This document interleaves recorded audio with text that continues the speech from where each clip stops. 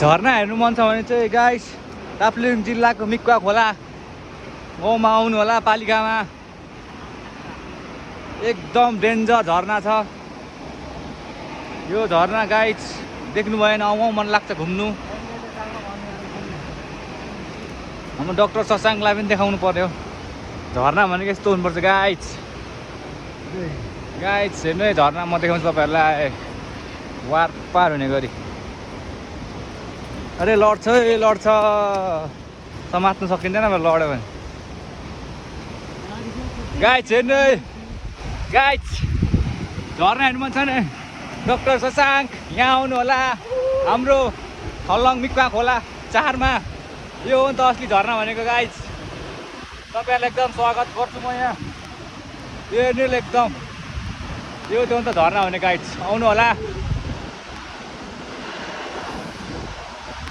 आउनु है डाक्टर शशाङ्क